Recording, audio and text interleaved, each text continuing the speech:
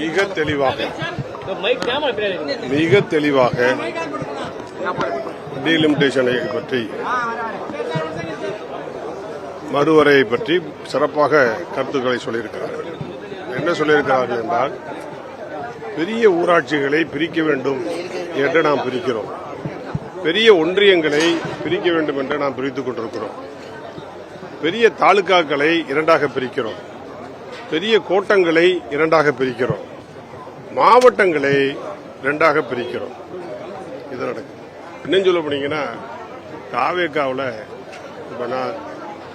இப்போ சேலத்தில் பார்த்தீங்கன்னா, தமிழ்நாடு பூராவுமே பார்த்தீங்கன்னா 3 தொகுதி, 4 தொகுதி, 5 தொகுதி, 6 தொகுதிக்கு ஒரு மாவட்ட செயலாளர் உண்டு. காவேக்கா ஒரு சட்டமன்ற தொகுதிக்கு ஒரு மாவட்ட செயலாளர் நியமிக்கிறார், ஒரு தொகுதிக்கு அமைப்பு செயலாளர் என்று கூட நியமிக்கிறார். இப்படி இருக்கிற பொழுது எங்களுடைய பொதுச் செயலாளர் அவர்கள் சொன்ன கருத்து தான் சரியான கருத்து. சார், தென்னிந்தியாவில் இருந்து பிரதமர் உருவாக வேண்டும் அப்படின்ற கருத்து அதாவது இடஒதுக்கீடெல்லாம் கிடையாது. அதிக எண்ணிக்கையில் யார் எந்த கட்சி ஆட்சிக்கு ஒரு இவர் பேரு மறந்துட்டேன்,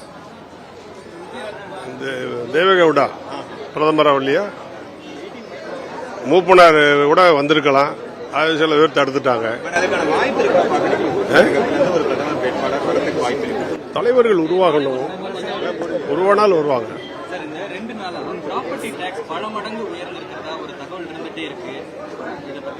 நீங்களே தகவல்னு சொல்லிட்டீங்க, வெளிப்படையா இல்ல.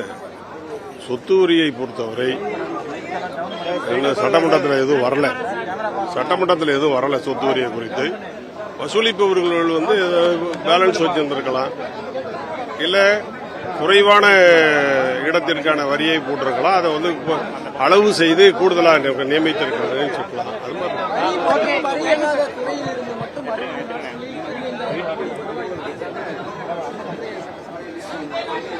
இல்ல 15,000 கோடிக்கான அந்த பணம் எங்கிருந்து வந்திருக்கிறது என்பதை பற்றி நிதியமைச்சர் அவர்கள் ஒவ்வொரு துறையிலிருந்து வந்திருப்பதை பற்றி இங்கே சொல்லியிருக்கிறார். நேற்று முன்தினம் குற்றச்சாட்டுகள் வச்சிருக்காரு. எப்படி பார்க்கிறோம்? தோல்விக்கு காரணம் மாவட்ட செயலாளர்கள்னா வெற்றிக்கு காரணம் எடப்பாடி பழனிசாமி. அதாவது அனைத்து இந்திய அண்ணா திராவிட முன்னேற்ற கழகம் என்பது பொதுச் செயலாளருக்கு கட்டுப்பட்ட கட்சி.